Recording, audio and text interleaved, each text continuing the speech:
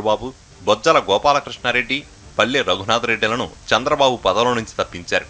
వీరిని ఎందుకు తప్పించారన్న చర్చ ఇప్పుడు రాష్ట్ర వ్యాప్తంగా జరుగుతోంది. విజయనగరం జిల్లాకు చెందిన కిమిడి మృణాలిని నిబద్ధత కలిగిన నేత. ఆమెపై ఎలాంటి అవినీతి ఆరోపణలు లేవు. అయినా ఆమెను పదవి నుంచి తప్పించాల్సి వచ్చింది. కీలకమైన గృహ నిర్మాణ శాఖను నిర్వహిస్తున్నా ఆ స్థాయిలో పనితీరును కనబరచలేకపోయారనే ఆరోపణలున్నాయి. ఆమె మెతక వైఖరి జిల్లాలో పెద్దగా యాక్టివ్గా లేకపోవడం ప్రతికూలంగా మారాయి. జిల్లాలో మిగిలిన నేతలను కలుపుకుపోయే ప్రయత్నం చేయలేదు. మంత్రి అయినా తన నియోజకవర్గానికే పరిమితమయ్యారు.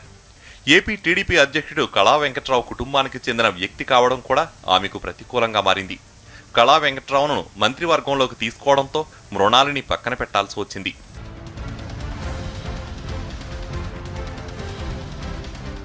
పశ్చిమ గోదావరి జిల్లాకు చెందిన పీతల సుజాతపై పలు అవినీతి ఆరోపణలు వచ్చాయి. డైమండ్ నెక్లెస్ విషయంలో పెద్ద రాద్ధాంతమే జరిగింది. దీనికి తోడు జిల్లా నేతలతో సఖ్యత లేకపోవడం కూడా దెబ్బతీసింది. ఆమె వైఖరిపై చంద్రబాబుకు ఎప్పటికప్పుడు ఫిర్యాదులు వెల్లువెత్తాయి. కీలకమైన నేతలతోనూ ఆమె సర్దుకుపోయేలా వ్యవహరించకపోవడము ఉద్వాసనకు దారితీసింది.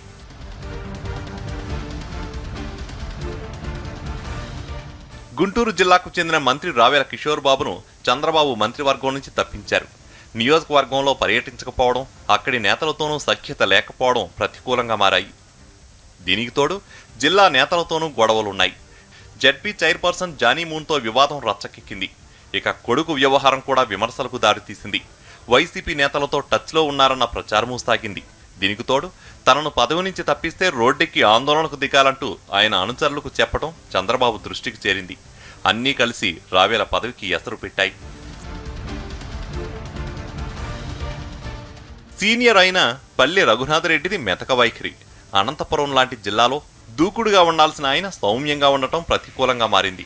దీనికి తోడు కీలకమైన సమాచార ప్రసార శాఖ మంత్రిగా ఉంటూ కేబినెట్ మీటింగ్ వివరాలు కూడా సరిగా చెప్పలేక వివాదానికి కారణమయ్యారు. దీనికి తోడు రెడ్డి సామాజిక వర్గం నుంచి వేరే వారికి అవకాశం ఇవ్వడంతో పల్లెను తప్పించాల్సి వచ్చింది.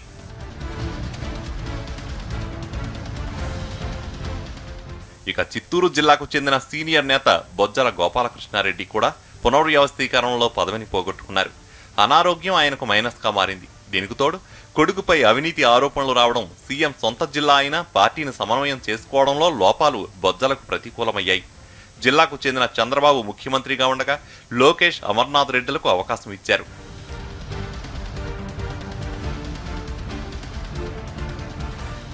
ఇక వేటు నుంచి త్రుటిలో తప్పించుకున్నారు ఎక్సైజ్ శాఖ మంత్రి కొల్లు రవీంద్ర. ఆయన్ను తప్పిస్తారని ప్రచారం సాగినా హెచ్చరికతో సరిపెట్టారు చంద్రబాబు. మత్స్యకార సామాజిక వర్గం నుంచి వ్యతిరేకత వ్యక్తమవుతుందని భావించారు. దీనికి తోడు బందర్ పోర్ట్ భూ సమీకరణకు మత్స్యకార గ్రామాల్లో ఇబ్బందులు తప్పవన్న భయం కారణంగా కొల్లును తప్పించలేదు.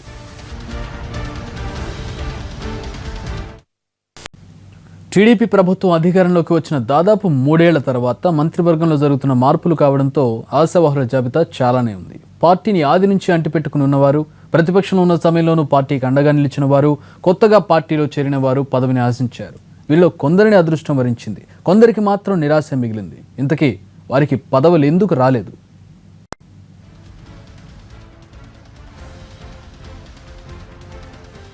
మూడేళ్ల తర్వాత మంత్రివర్గ విస్తరణ, మళ్లీ ఎన్నికల దాకా మార్పు చేర్పులు ఉంటాయో లేదో తెలియని పరిస్థితి.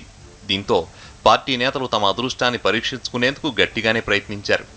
జూనియర్ల నుంచి సీనియర్ల వరకు పదవి కోసం చంద్రబాబు చుట్టూ ప్రదక్షిణలు చేశారు. అయినా వీరిలో కొందరికి అవకాశం దక్కింది, కొందరు సీనియర్లకు నిరాశే మిగిలింది.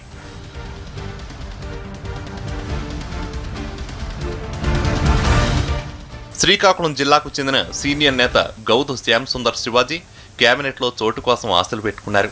అయితే కళా వెంకట్రావుకు మంత్రి పదవి ఇవ్వాల్సిన పరిస్థితి ఏర్పడడంతో శ్యామ్ సుందర్కు నిరాశ మిగిలింది. దీనికి తోడు జిల్లా పార్టీ నేతలతో సఖ్యత లేకపోవడం ఆయనకు మైనస్గా మారింది. విశాఖ జిల్లా పైకరావుపేట ఎమ్మెల్యే అనిత కూడా మంత్రి పదవిని ఆశించారు. ఆమెకు పదవి ఇస్తారన్న ప్రచారము చివరి వరకు సాగింది. అయితే ఆమెకు నిరాశ మిగిలింది. మొదటిసారి ఎమ్మెల్యే కావడంతో పాటు కేవలం రోజాను టార్గెట్ చేసినందుకే పదవి ఇచ్చారన్న అపవాదును మూటకట్టుకోవాల్సి వస్తుందన్న భయం కారణంగా ఆమెకు పదవి ఇవ్వలేదు. బాగా యాక్టివ్గా ఉన్న పదవి దూరమైంది.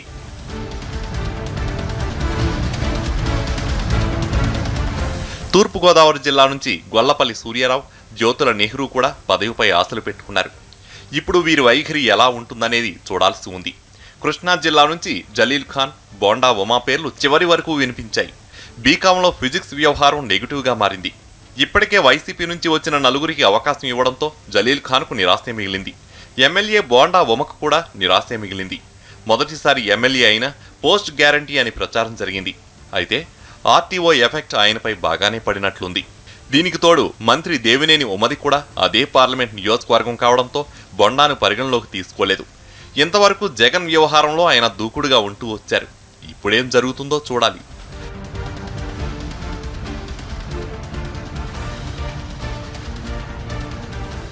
గుంటూరు జిల్లాకు చెందిన సీనియర్ ఎమ్మెల్యే ధూళిపాళ్ల నరేంద్ర ఎన్నో ఆశలు పెట్టుకున్నారు. ఎలాంటి ప్రతికూల అంశాలు లేకపోయినా కులమే ఆయనకు మైనస్గా మారింది. వేరే ఎవరినైనా తప్పించాలన్న ప్రతిపాదన వచ్చినా బాబుకు ఆ అవకాశం లేకపోయింది. యాక్టివ్గా ఉండే నరేంద్ర సైలెంట్ అయితే దీని ప్రభావం పార్టీపై పడుతుందని అనుమానిస్తున్నారు. ఎప్పుడూ బాబుతో గట్టిగా మాట్లాడిన ధూళిపాళ్ల మంత్రి పదవి కోసం గట్టిగానే ప్రయత్నించారు. అయినా నిరాశే మిగిలింది. అనంతపురం జిల్లాకు చెందిన పయ్యావుల కేశవది ఇదే పరిస్థితి.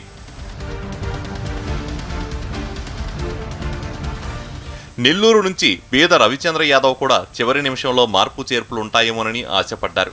లోకేష్కు సన్నిహితులు కావడంతో తనకు పదవి గ్యారంటీ అని భావించారు. అయితే సోమిరెడ్డి సీనియర్ కావడం, బీసీలకు మంచి అవకాశాలు ఇవ్వడంతో రవిచంద్రకు మొండి చేయి చూపించారు. మరికొందరు నేతలు కూడా ఒక్క ఛాన్స్ అంటూ బాబు చుట్టూ చక్కర్లు కొట్టారు. అయినా కొందరినే అదృష్టం వరించింది. బులెటిన్ బ్రేక్ తీసుకుందాం.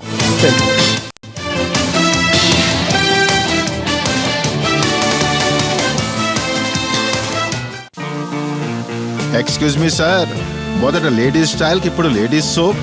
Sir, wild stone soap free. Wild stone